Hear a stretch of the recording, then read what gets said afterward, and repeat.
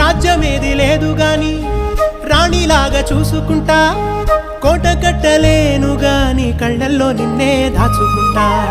రాత ఎట్లా రాసి ఉన్నా ఆ మార్చి నీతో రాసుకుంటా. స్వర్గమంటూ ఉన్నదంటే అది నీతోనే ప్రతిరోజు పంచుకుంటా. నిన్ను గన్న మీ నాన్న కన్నా లారు ముద్దుగా సాదుకుంటా. నీకు కోపం వస్తే కొంత దూరం ఉంటా, నువ్వు గీత గీస్తే నేను దాటనంట. కంట నీరు కంటి రెప్ప దాటకుండా కాటుకై కావలుంటా.